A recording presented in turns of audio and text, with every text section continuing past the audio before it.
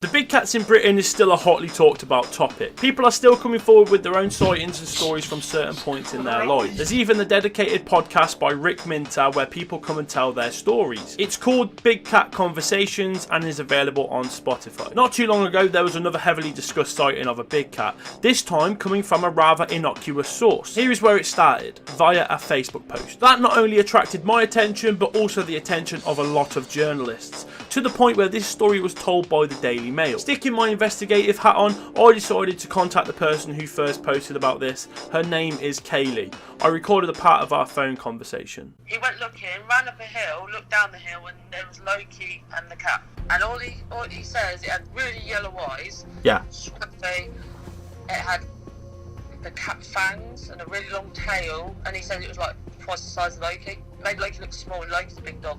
It says that he threw a log at the cat, but he didn't. He threw a log to try and scare the cat. Yeah. So he didn't throw it at it, he threw it, and then he said the cat sort of looked at him and just pounced back into the wooded area. I said, we've got to let someone know in case it gets a child or someone or another dog. I rang 101. I told them, and they said they'd had a few reports of the same sort of thing in that area. Since I was at school, I've always been told that there's a black cat, like a panther, that goes round, but I've never really believed it, you know. And then obviously it happened Sunday, and yeah, you know, there is definitely something in there, but I ain't never going back there. Kaylee says she's never going back there, but this place isn't too far from me, so we packed up and set off on our travels.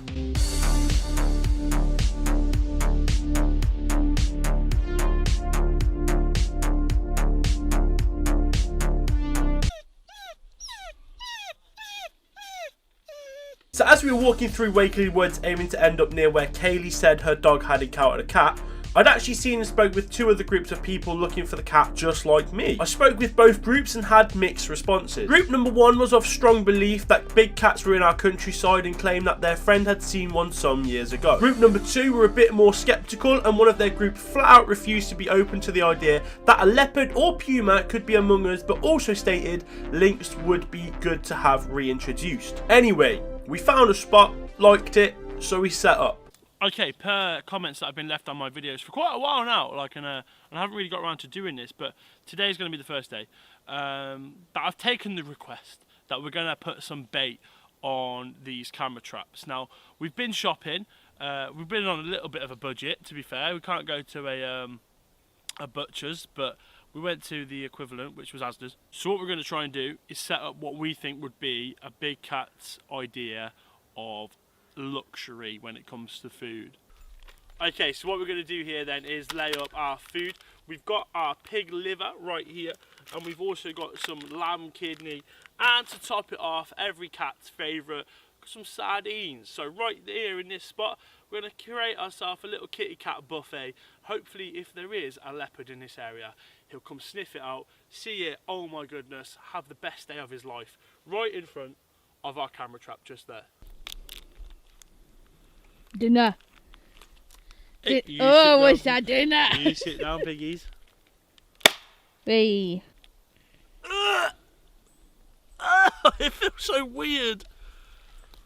For pigs. It looks like gone off chicken. Oh my god.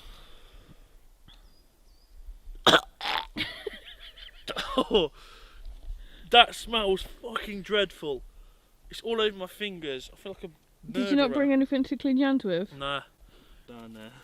Maybe like spread it out. Don't you? Oh, well, she's dirt, isn't she? Pig. Do you remember? Come here.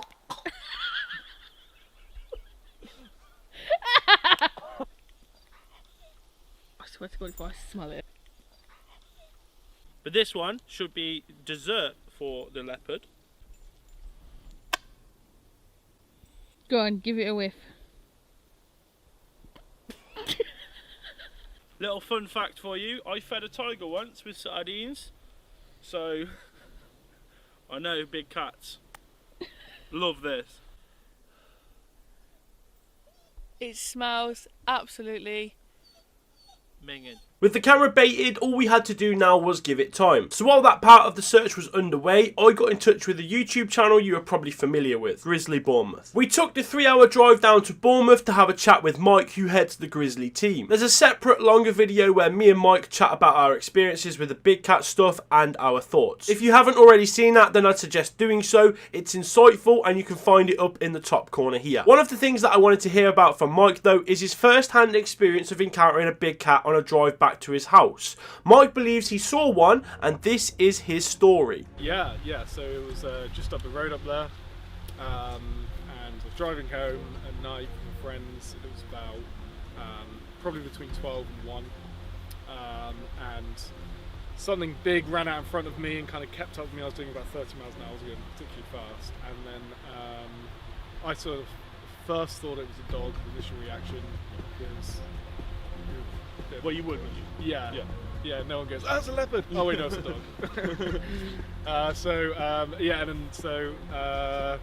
And then as I was behind it, it was running in front of me, and I got a pretty vivid look at it because my headlights were right on it, and it was kind of running right in front of my car.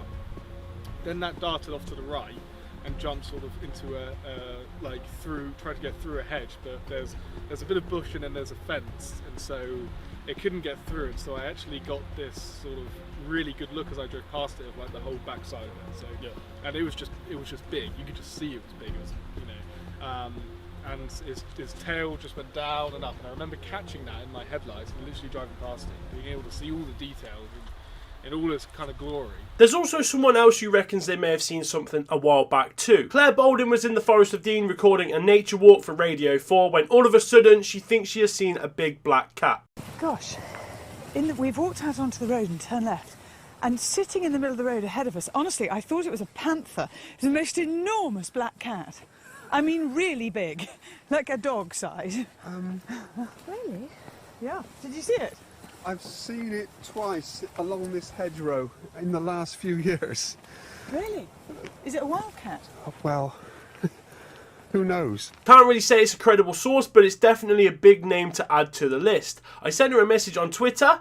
Don't think I'll get a response. She's quite unreachable for someone like me, but still, if you don't shoot, you don't score. I still think I've got unfinished business with the Forest of Dean. I'm adamant that something is there and I will be back this year. But moving on again, and there has been talk for a while about when Calendar Girls the film was recorded, they accidentally managed to film a puma in one of the scenes. Now, I'm not going to lie, it doesn't look like a puma to me, but someone who surely must know is this guy here, Nigel Cole. He directed the film and would have overseen what was happening at all times, so I decided to also message Nigel on Twitter and I got this response. Not true, I'm afraid. So I guess that pretty much cancels the idea that Calendar Girls filmed a big cat. As time ticks on and still animals are being sighted, no one has concrete evidence that these animals are actually out there. As chance would have it, if you remember back to the start of the video, I spoke about Rick Minter and his podcast. Well, he was actually hosting a talk down towards the Forest of Dean. I snagged myself a ticket, and much to the delight of my sister, I snagged her one too. We headed on down there, but unfortunately we weren't allowed to use the camera to take any footage of either Rick Minter or Frank Tunbridge, who were doing this talk together. Now, I wasn't allowed to take video footage because I wasn't allowed the permission to use what was shown to us in the audience. I saw pictures and video that I've never seen before. As far as the pictures go, it's a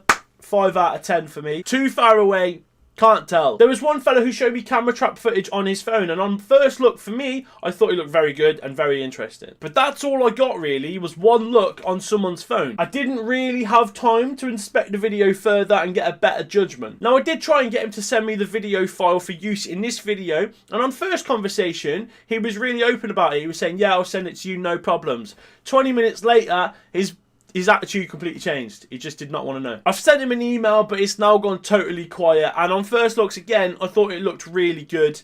I liked it, but we're not going to see that footage, I'm afraid. And I just want to clarify as well, it wasn't a black animal. It was looking like a puma. And obviously, for me, that pushes the likelihood up a lot more than if it was a black animal. I'm going to keep working hard to get you guys the best pictures, the best videos and everything else that goes with it, but the problem is the public just won't let their stuff out into the open world. There were about 100 people at this talk, and when Rick had asked the room if anyone had seen a big cat in their lifetime, I think at least half of the room put their hands in the air. Now, some people told their stories of their sightings, and I don't know, like half of 100, right, 50 people, if one of those is real, then this whole thing, it works out. We've just got to find it. But I don't know, 50 people all being wrong and more around the country that weren't in that room. I don't know, man. There were some stories more believable than others.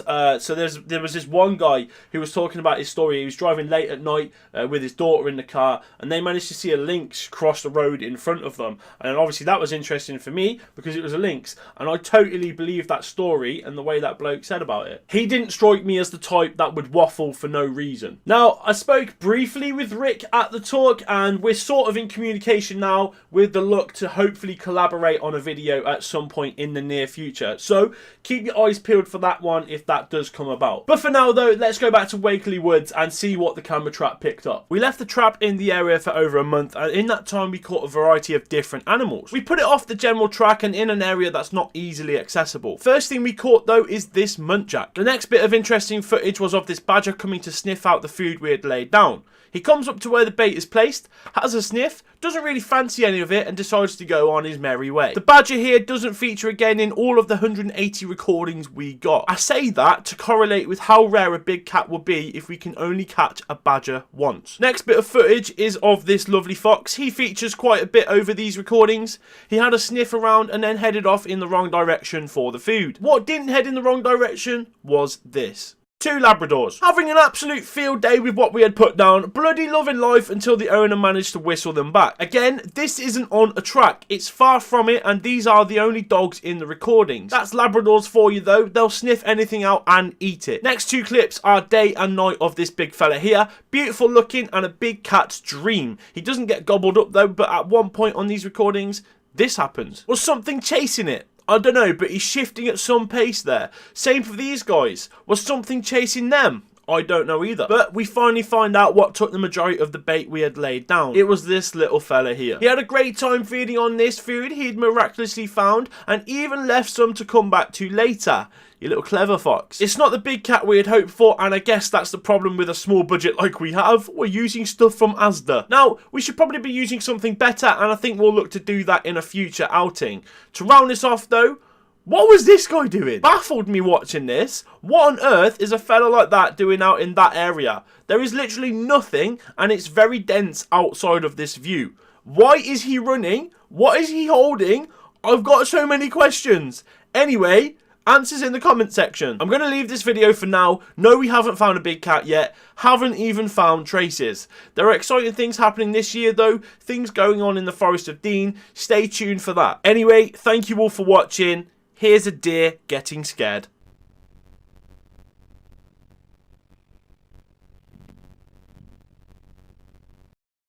No. Alright, yeah? Yeah, but I can't see the kittens. Okay, it's fine, I'll talk. Piggy's at the way, please.